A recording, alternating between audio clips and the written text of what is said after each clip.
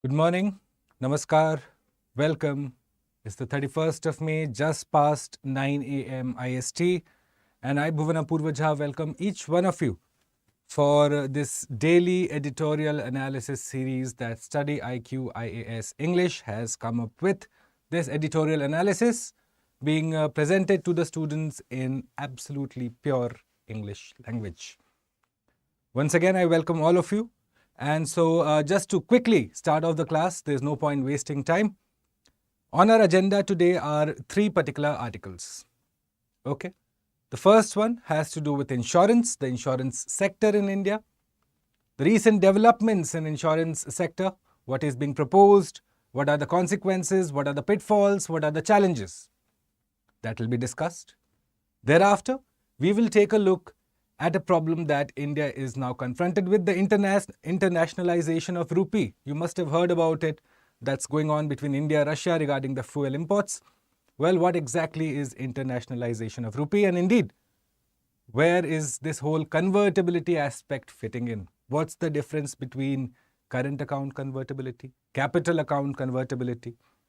What's partial convertibility? What's fully convertibility? All of that we will take a look in the second part of this class. And then finally, before we end the class, I will introduce you to a specific cat species with a very grumpy looking face, okay, like most cats have. So this particular cat species has been found in the Mount Everest, in the area of Mount Everest, the Himalayas. So we will take a look at not just the cat species, but also what are the problems associated with, say, over commercialization of the Mount Everest. You have every Tom, Dick and Harry who wants to now climb the Mount Everest. However, this has come at a cost to the region. The ecological cost to the region, what are the pitfalls and ramifications of those? Whether our glaciers are melting fast than we imagine. We will take a look at an ICI MOD report that says that has adverse observations to make about what's happening vis-a-vis the Mount Everest Himalayas region.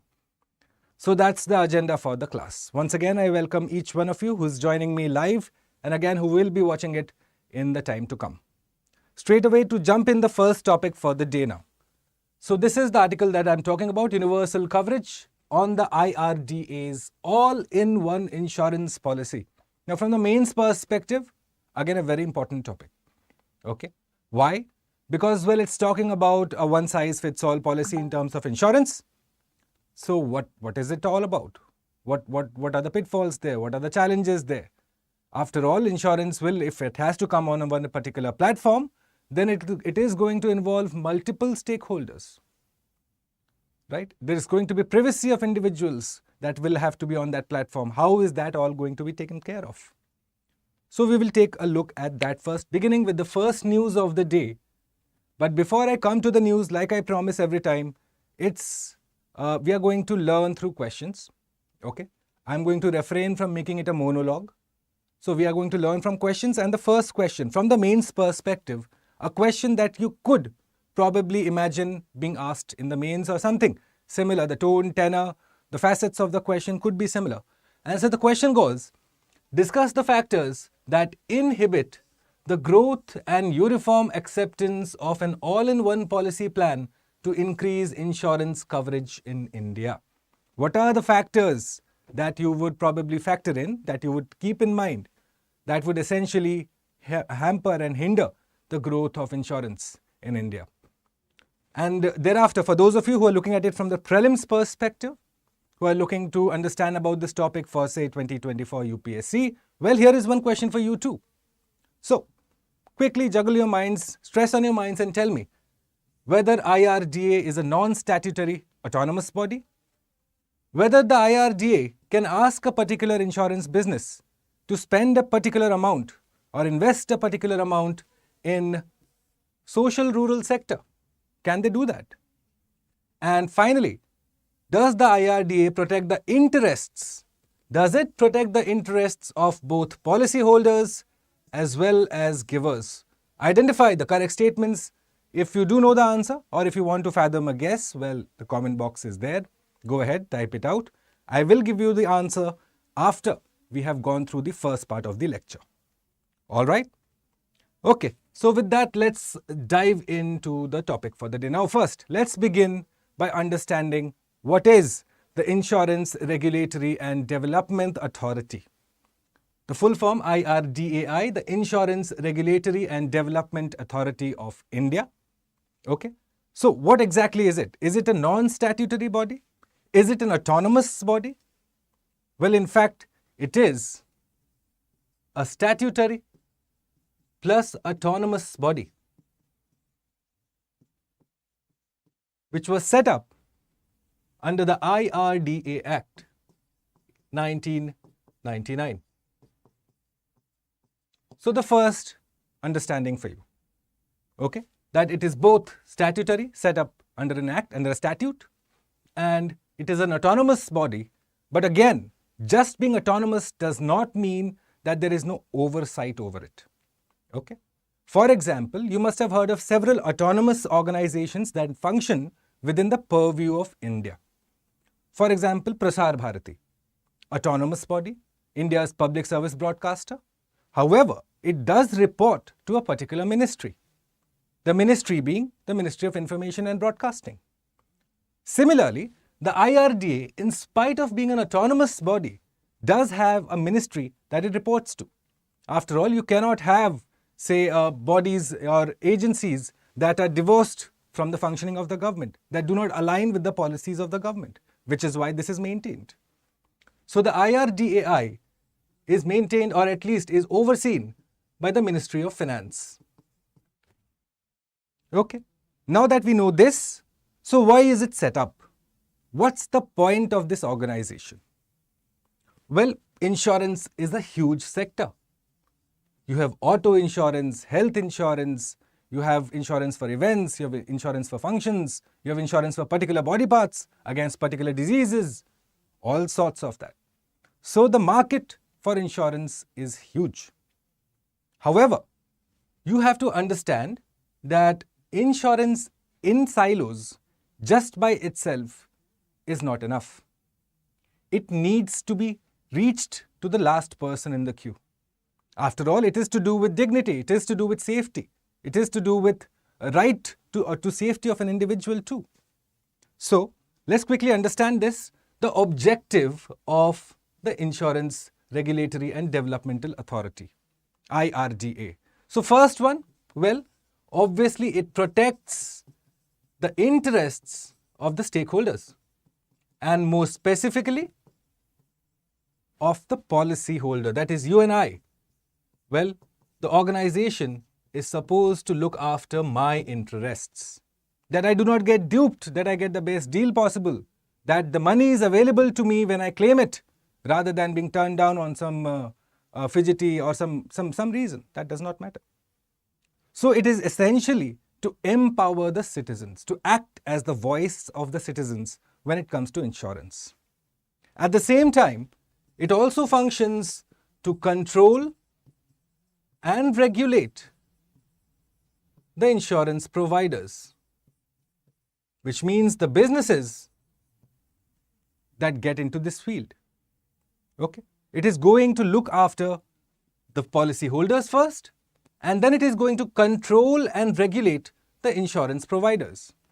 A part of its mandate is also to support the growth of insurance in India, the growth and penetration of insurance in India. So with this threefold role now for the IRDA. So how does it function now? Where is it headquarters? Well, again a factual question if you were to ever be asked. Well, the headquarters for that is in Hyderabad.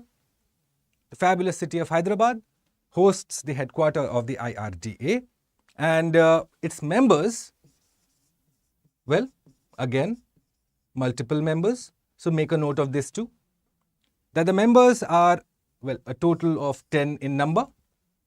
Okay, you have a chairman who is supported by 5 full-time members. So that's 6, and then you have 4 part-time members. Okay, 5 full-time members, 4 part-time members, and well, they all of them are appointed by the Government of India. So now that we know about the IRDA, that this is the organization, this is the work, this is the mandate that it has, this is its headquarters, and these are the members. Now that we know all of that, let's quickly jump in and figure out and understand what this article is all about. Now, just those of you who are reading it for the first time or being introduced to this for the first time, well, I believe this newspaper was the Hindu. If I'm not mistaken, this article came in the Hindu. So we'll have a look. So the headline says, Universal cover on the IRDA's all-in-one insurance policy. So what is this all-in-one insurance policy? Well, it essentially says that there will be a single policy that will cover all the angles, the health, the life, the property, the accident. It will be a one-stop shop. So if you want to have, say, motor vehicle insurance, and if you have life insurance, well, all of that will come on a single platform. You will have accessibility to all that information, and not just accessibility, usage too. So the Government of India has mooted this proposal. Now what does it say? Well, it's looking to expedite claim settlement by linking death registries onto a common industry platform. Now you will know by now that death registry, marriage registry, all of this is done by the state. Birth registry, done by the state. So all of this essentially points to the fact that it is going to be a proposal that is going to involve both the union government as well as the state government. These are the two stakeholders in this conversation. Straight away, you can understand the first challenge. Will these guys, both of them, will they arrive at a common consensus? The federal architecture, will it be compromised with something like this? Will the state's power be diluted? Straight away, that's your first challenge that you can think of. Second one, the proposal also says that there will be value-added services. So what are value-added services? For example, if you were to take an insurance of X amount, well, the proposal says that, well, you might get, say, a free gym membership, or say a yoga class subscription, or say nursing for your parents. A coupon for all of that will be provided. This is what the proposal moots. Okay, it's what it is asking, what it is still in the public domain for consultation. So all of this is what we know so far, that a single policy that will cover all these facets. At the same time, expedition of claim settlement, that it should not take an inordinate amount of time. That if you were to make a claim today, given that you have made a valid claim, you should have money in your account, say, within 24 to 48 hours. Because after all, if you have made a claim, which means you are in a sense of trouble, there is some problem, some bereavement, some issue that has happened, which is why it's of utmost importance that you be quickly financially supported, at least financially supported, which is why the claim settlement will be fastened quickly. Within 24 to 48 hours is what is proposed. Thereafter, we look at it now. So what's the strategy here? Well, this whole strategy is part of a broader overhaul and which will include amendments. Again, consensus building is necessary here. Will consensus be built with the states over something like this? That is also important because again, insurance is directly linked to death, birth, all of these, physical disability certificate, all of these come from the state governments, which is why you need them on board. Thereafter, the proposal states that it is looking for a consolidated approach, a bottom-up approach, right from the Gram Sabha level to the district level to the state level. That is how it's looking to build this whole foundation. A top-down approach does not often work, which is why it is always essential that you build the fundamentals first. How do you build the fundamentals? By going at the grassroots. By making sure that the person at the grassroots has information about it, that he or she is able to capitalize on that information through accessibility and through service delivery that is reached to him or her. Okay, so now that we understand this, the whole project, let's move forward and quickly look at the three-tier approach that this proposal says. That all-in-one policy, that insurance policy that has been proposed by the IRDA.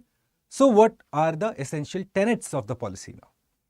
The first one says, well, three terms, Bima Sugam, Bima Vistar and Bima Vahaks. Bima is essentially Hindi for insurance.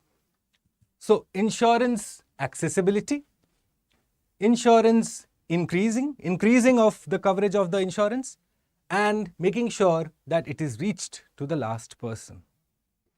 So what is Bima Sugam? Well, it will integrate the insurers and distributors on a platform. So essentially an app or a model wherein all of you and I will be present, and so will these business providers, these insurance companies. So companies like say LIC, or say private companies like A, B, C, whichever. I don't want to name the private companies, but then say LIC plus all of these other stakeholders will be present. And so you and I are there. We have the whole advantage of comparing and choosing. Okay. Number two, it speaks about Bima Vistar, increasing the coverage. How do you do that? Well, first, a bundled risk cover, which I said, it will be a complete package. Okay, which will include life, health coverage, property coverage, casualty coverage, accident coverage. All of this will be mentioned. What is the program that you want to sign up for? Do you want life coverage? Well, it's there. Health coverage? Yes. Property? Do you want to secure your property against man-made disasters, natural disasters, hazards? Yes. Casualties and accidents. So the whole end-to-end of any crisis is covered in this platform. Okay. So this is Bima Vistar, which means that for each risk, you will be paid out faster than usual without any physical surveyors. This is important, that there is no human intervention in making sure of finding out that whether your claim is actually true. It will all be a paperless phenomenon. Okay. So it's essentially looking at a paperless model of insurance.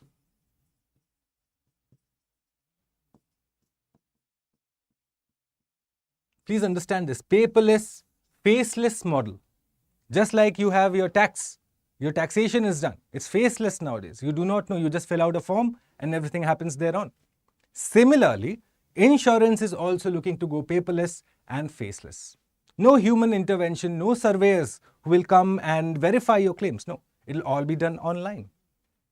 At the same time, the third one, the Bima Vahaks, the carriers who will make sure that this program, this whole proposal percolates down to the grassroots. That individuals at the grassroots have the advantage of accessibility. That it is not just a project or a proposal that's just on paper or limited to the big cities and towns.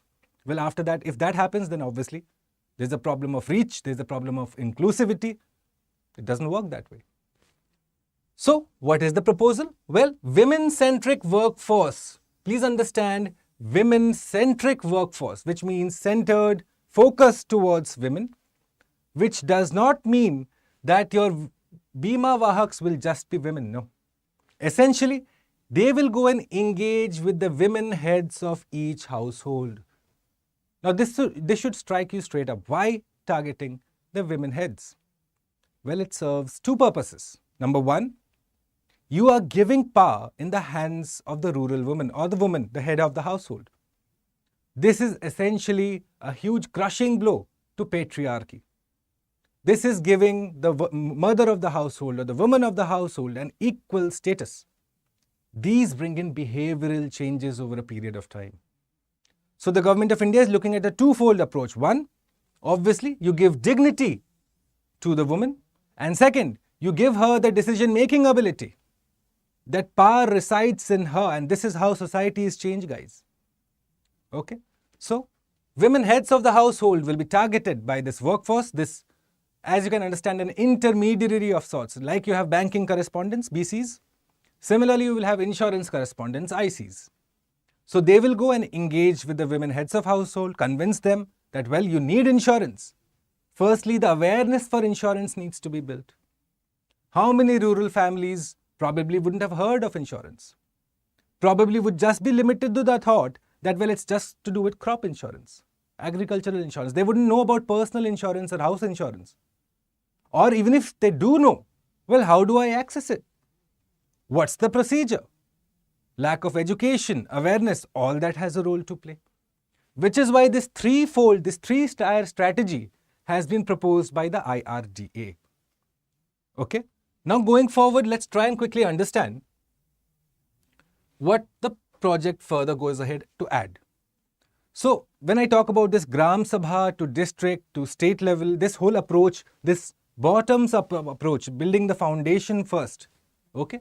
You're looking at a Gram Sabha that is being targeted first, then to the district model, and then to the state model. So how do you go about doing it? Well, first, state level insurance committees similar to the ones in the banking sector. So essentially, what the insurance is wanting or hoping for is a UPI-like moment for it. That it should also proliferate and burgeon to that an extent that it becomes commonplace. Like today, UPI is commonplace for us. That era has gone where money used to be transacted through cash. More often than not, even in the smallest of towns and cities, you can buy fruits using UPI transaction, a digital transaction. A similar boom is being expected or at least targeted in the insurance sector with this policy. So state level insurance committees, just like the ones in the banking sector, are proposed to be formed. Thereafter, they are looking at formulating district level plans. And obviously, all of this, given that it requires both union and state, at least the cooperation of both will be desired, which is why you will require amendments to the laws and differentiated capital requirements for niche service providers. So what are the differentiated capital requirements? Well, for example, in banking, you have, say, small finance banks and payment banks, RRBs, all of these exist. All of them target a different part of the banking audience, of the banking people, of different stakeholders. Similar way, insurance is also looking to do the same. That it will have specific organizations that will look to target specific insurance sectors, specific target audience. So for rural, there might be something else. That'll have the infrastructure behind it to probably cater to the needs of the rural population. For tier 2 and tier 1 cities, there might exist something else. If you want just motor insurance, might be a different entity altogether. So this compartmentalization is necessary because essentially what you serve to do is to make sure that your coverage is maximum. That you're not just reliant on, say, one agency or one body to do the job for you. The more the agencies, the more the reach, the more the expertise, and the more the regional expertise in terms of individual organizations. So for example, organization C may have the capability and the infrastructure to serve in hilly areas better. However, say in the Gangetic Plain, they may be unable to do it, considering the vast expanse of land there. They may not have the network for it. So this is necessary, which is why differentiated capital requirements will be set up. There will be different categories, there will be different prerequisites that will need to be fulfilled for individual insurance companies or organizations to come up and serve the needs of the public. Right? Let's go forward. But first, before we do, have a look at this. This is a major challenge. A major challenge for the insurance sector in India. Let me just clear this up first. This is a major challenge for the insurance sector in India. Obviously, when we go back to the question, you'll see that the question essentially asks you to identify the factors that will inhibit, that will slow down the growth and uniform acceptance of the all-in-one policy. So, when you go forward and you look at this, that there is an 18% GST that is levied on health and life insurance, well, it's a major challenge. Essentially dissuading a large amount of the population. This dissuades the population from being a part of the insurance net. You want to make it easier for people to have an insurance plan, rather than probably levy extra charges, extra taxes, and that dissuades people, that does not convince people to put their money in the insurance plan. Which is why this needs to be thought of urgently by the GST Council. This needs probably reconsideration by the GST Council if India is to make this all-in-one policy a success. This all-in-one insurance policy, if it has to see the light of the day and if it has to have practical applicability, and like they want that it should be the UPI moment for insurance in India, well, first you have to make it cheap. Just like UPI transactions, you must have heard of recently that there was at least a rumor that, well, UPI transactions will have a certain amount of taxes levied on them. Well, eventually it came to naught. But then you realize that making something easy, accessibility, and probably low cost, low charge, well, there is no reason why people wouldn't go for it. But then this 18% GST really would dissuade people from doing that. So now, when we go back to the question and have a look at this. So now the answers. Firstly, let's look at this now. IRDA is a non-statutory autonomous body. Well, autonomous it is. Non-statutory it is not. It is a statutory body. It came under the IRDA Act of 1999, which means this statement is incorrect. Number 2, IRDA can specify percentage of insurance business to be undertaken by the insurer in social rural sector. Yes, it can do that. Like I told you, IRDA is responsible for the control and regulation of the insurance providers. Which means they can say that, well, if you want to do business, a certain amount of business has to be done, say, in the priority sector, just like banking sector does it. Priority sector lending, well, priority sector insurance. So IRDA can mandate that. They can do that. Correct. IRDA protects the interests of both policyholder and giver. Well, now, this becomes a kind of the question that UPSC will frame because of the vagueness of it. So essentially what you have to understand is, what does protecting the interests mean? Well, it is true for, say, policyholders. Yes, it is the mandate of the IRDA to protect the interests of the policyholders. But for policy givers, the businesses that get into this field, well, it is not obligated to protect their interests. Yes, it can adjudicate on disputes, it can adjudicate on disagreements, but then the essential job of it vis-a-vis IRDA is control and regulation, making sure that the ecosystem is created for the growth and proliferation of insurance in India, which means this statement would be incorrect. So, well, the correct statement is just statement B, right? This is how we are going to go about it. Now, this question again from the mains perspective, if you want to give it a shot, well, what are the factors now that you realize that will inhibit the growth and uniform acceptance of the all-in-one policy plan? First one, education, awareness, union-state divergence, GST, right? Amendments that will be required, privacy, because obviously you are going to have issues of all individuals. The death records, birth records, all of that needs to be uploaded on this platform, on the Bima Sugam. So that should ensure privacy of all the individuals, all the stakeholders who upload their documents. Probably introduction of blockchain technology could go a long way in making sure that probably the privacy angle is taken care of. So your answer should ideally include all of these. It should also talk about what is insurance penetration. What is insurance penetration? If you look at it, insurance penetration is the amount of premium you pay divided by the GDP. Okay. So is that on an upswing? Is that on a downswing? Well, again, if you look at it historically, our insurance penetration around 2004 was roughly around 2%. It increased around 2009, and now the recent one in 2019, it has come down, which means insurance penetration needs to be given priority. More people need to come in as a part of the insurance net, right? So this was the first topic. Again, an important topic. Insurance is an underappreciated topic in India, especially from the mains perspective. And so I would expect a student who is preparing for the mains or even for prelims for next year to be well aware of the insurance sector in India, be well aware of the workings of the IRDA, be well aware of the number of members in IRDA, and the kind of questions that can come from here. Well, umpteen questions that just twisting of one word here and there and a student will get confused. Okay?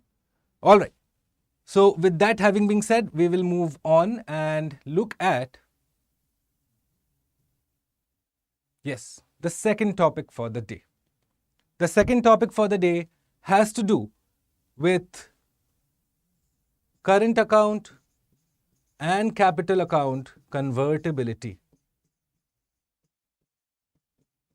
Now again, this is a topic of relevance. Why? Why does it become a topic of relevance? Well, of late, you must have heard that India and Russia are trying to settle their trades in rupees. However, Russia denied. So what was the reason? Why is India looking firstly to internationalize the rupee? Why did Russia face the problems? And what essentially is the crux of the matter? Okay, so we'll take a brief look at that. But before, have a look at this question first. Before we get to the topic, have a look at this question.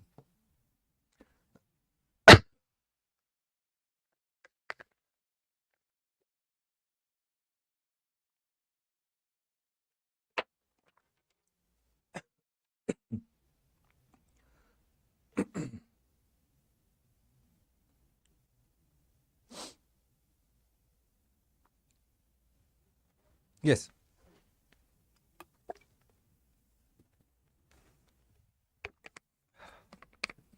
All right.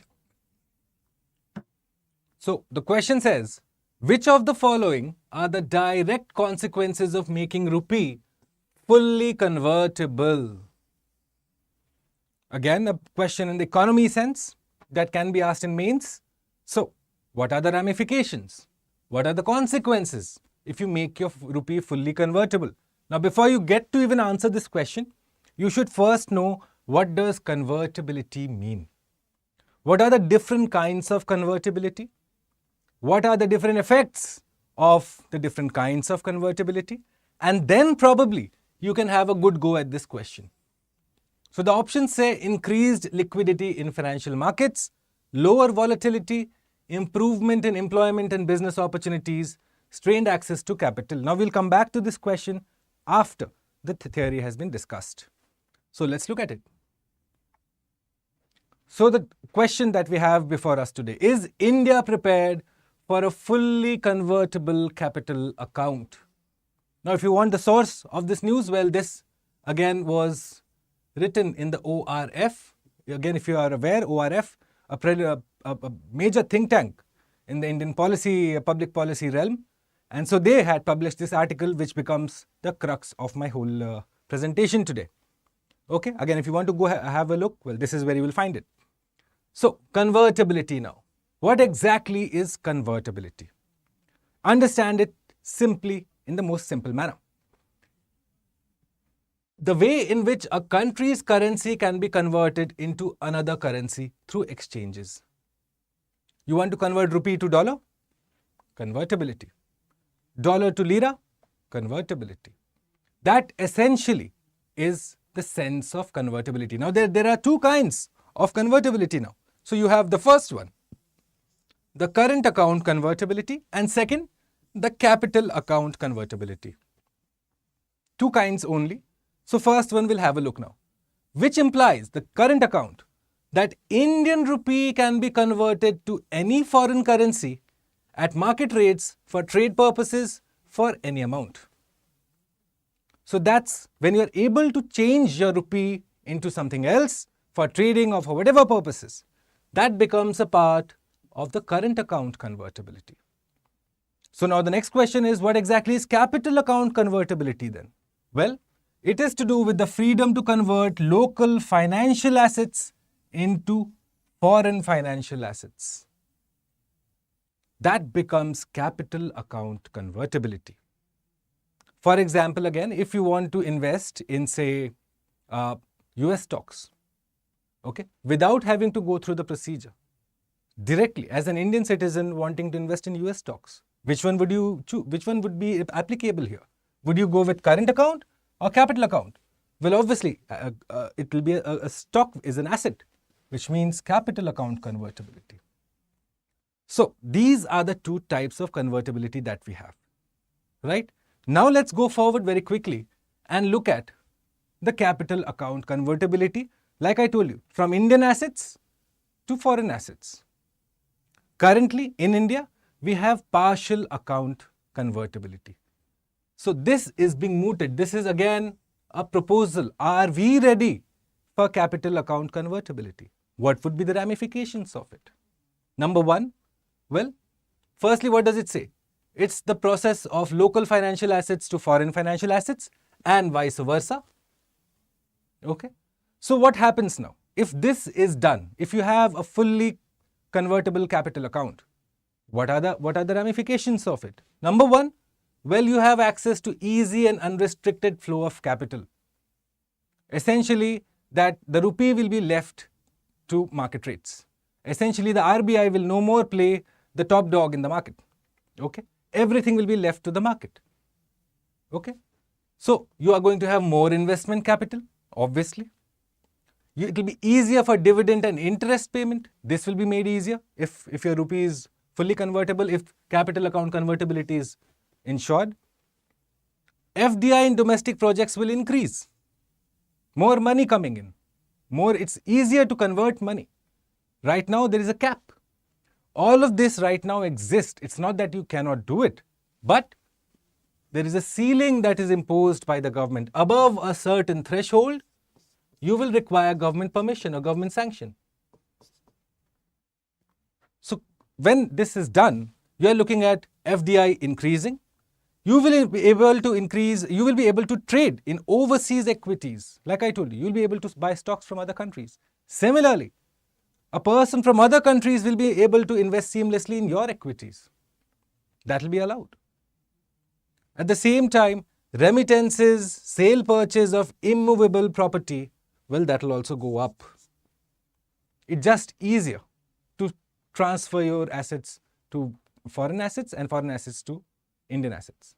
That process is made easier with capital account convertibility. Now that this is clear, let's quickly go and understand what the proposal is about, what the topic is about. So these are the countries, guys, 18 countries that exist currently, okay, that has rupee trading arrangements with India. Now the countries: Botswana, Fiji, Germany, Guyana, Israel, Kenya, Malaysia, Mauritius, Myanmar, New Zealand, Oman, Russia, Seychelles, Singapore, Sri Lanka, UK, Uganda. Just a limited amount of countries. The major economies, well, you can just say probably are Germany, Russia and UK. The rest of them, well, developing or underdeveloped economies. So India has played it safe so far. Why? Why does it not want to open up its market completely and fully? Well, that would mean that the rupee would be left to float in the free market, that its value will be left to the market. Currently, what happens? If the rupee appreciates or depreciates, whatever way it goes, the RBI steps in, sells off a part of the forex, stabilizes the rupee. Once that is gone, once this is done, well, the RBI has essentially not that role to play anymore. The rupee will stand in the global market on its own merit. China tried to do it too. In fact, you must have heard just a few years ago that the dollar and the Chinese currency, they were going head to head. Yes, but then eventually the Chinese currency did not replace the dollar in the international market. Why? Why is it that in spite of China being what China is, they were unable to match up to the value and influence of dollar? Because currency has a lot to do with sentiment. Currency has a lot to do with market sentiment and market ability. Also, the credibility of the country. All of this essentially does not play into China's favor. China is China after all. They do have the crisis of credibility with them. So that didn't happen. Okay. So we'll go forward now in this small discussion and take a look at how RBI has implemented a procedure for settling, well, bilateral trade with 18 countries. Why? Because it knows that an internationalized INR would hinder the concurrent pursuit of stability in exchange and inflation. So an internationalized rupee is going to have a twofold effect, that your rupee stability, okay, that the stability of the exchange rate, your rupee stability will be hindered, and obviously inflation will be directly affected. These two are of prime importance to India. Okay. So what does it want to do now? What we do know right now is that our fiscal deficit, according to the FRBM, we are looking at 4.5% by the year 25-26. 4.5% of the GDP is being targeted. The fiscal deficit is being targeted in the year 25-26, that it should be up till this level, 4.5. What's the current fiscal deficit? Well, it's higher than that, 5.9%. Now with this rupee opening up to the market, with this, if someone is saying, well, you should have capital account convertibility, that essentially means that everything is free. Everything is going to be, there's no regulation of sorts anymore. Everything is done by markets. The question that I want to put before you is, with India's fiscal situation and financial architecture that are still not improved, will we go towards capital account convertibility? Now that you know that it will probably include inflation, that stability of exchange rate might be affected, do you think it's going to be a policy to follow, especially given that general elections are due next year? It could become a political hot potato if this were to be pursued. This economic reform of sorts was to be pursued. Again, this is also backed by data, that currently our fiscal deficit may not be good enough to possibly deal with the aftershocks of such a particular move. Which is why now the question, is India prepared for fully convertible capital account? Well, no, not really. There are tons of issues that exist. Okay. Firstly, you have to understand about RBI's role. The consequences of such a move. The contemporary situation of the economy. All of this suggests that in the near future, India may not go down this road of going for a fully convertible capital account. That may not be the best strategy. Okay. Now going back to the question that I had for you. Right. Let's look at this question now. Which of the following are direct consequences of making rupee fully convertible? Number one, increased liquidity in financial markets. Well, yes, that will happen. Why? Because again, there is no restriction. The cap by RBI is done away with. Everything is free and fair for all. So this is going to happen. Yes. Will it lead to lower volatility? Not really. Because any effect in the global scale will also affect India. Right now, well, the RBI steps in as a safety net. That time you do not have the safety net of RBI, which means there will be higher volatility. Incorrect. Next, improvement in employment and business opportunities. Yes, this will happen. Why? Because you have increased liquidity. So obviously, that liquidity, that flow of cash will lead to some investment growth somewhere. Some opportunities for employment will be generated. So yes, this becomes a tangible answer for me, a valid answer for me. Next, strained access to capital.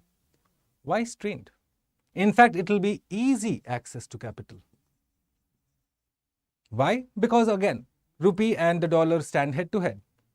Anyone who wants to invest in India, well, the money is there, you just invest in India, no problems. So you are going to have strained access to capital, which will not happen. You will have easy access to capital. So essentially, which of the answers here are correct? Well, A and C.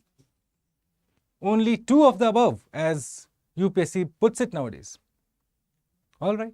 So this is fully account cap convertibility and current account cap convertibility. Okay. Again, a topic of utmost relevance, importance, especially from the mains perspective, as you will be expected to take a position. The question might expect you to take a position based on the evidences that are there. Would you go for it? Again, both the options would be correct. In the mains, if the question were to be opinionated, asking you to take a stand, well, you can go either way. You can say, no, we are not prepared, or yes, we are prepared. But a no, I am not prepared, no, we are not prepared, would probably or most likely depend on these particular facets, these particular reasons. Okay, so what are the advantages now? Let's very quickly understand the advantages and the disadvantages of having such a move. All right, first one, it's the sign of a mature and stable economy. That if India were to do it, it would portray itself as a mature and stable economy that has now fully integrated itself in the global economic architecture. Number two, that increased liquidity and access to capital will increase. Okay, obviously, since rupee and dollar will be going head to head, so you are going to have money that's going to come in, money that's going to go out. It will be a seamless process. Number three, because of this, yes, improved employment and business, that will follow. Number four, onshore rupee market development will be there. Yes, people will be looking to invest in your country.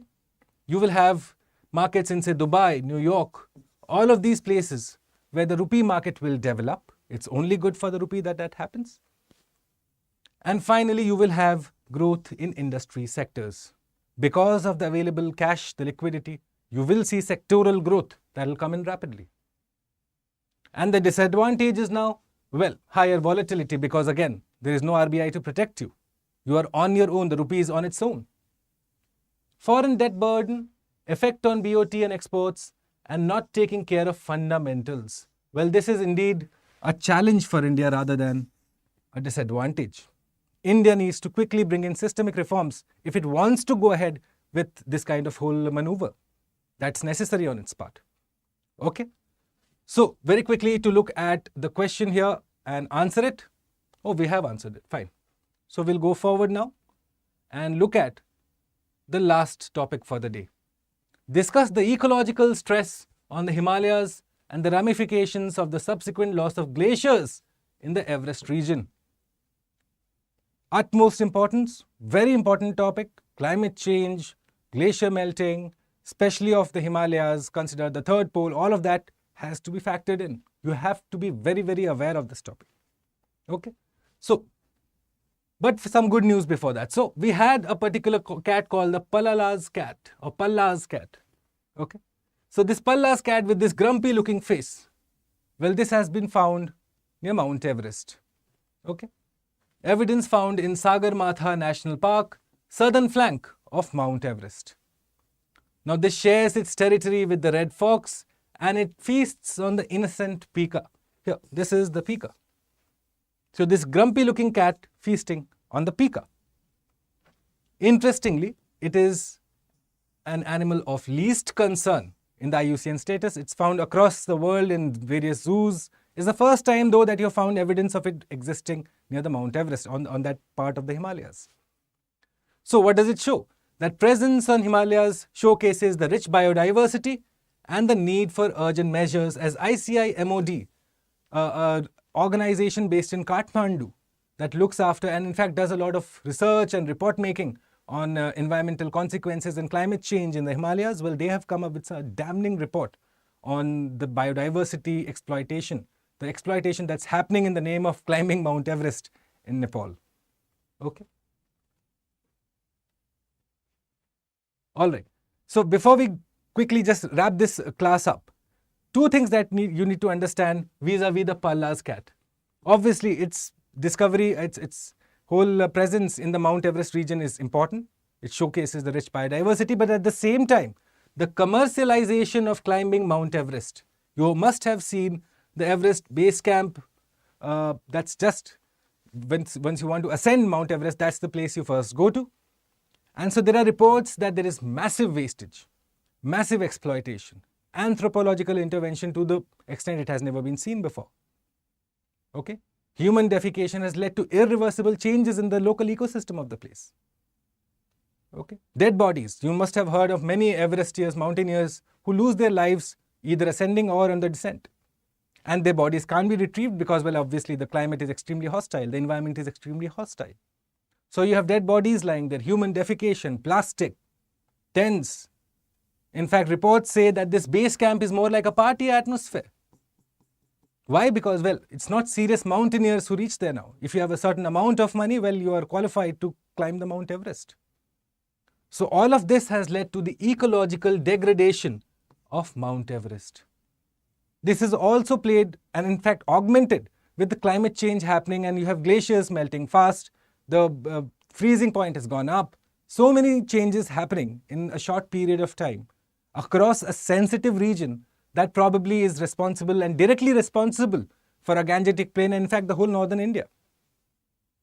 So the question that I put forth to you before we wrap this short session up, what would be the causes of this ecological stress and what could be done to ameliorate the problem?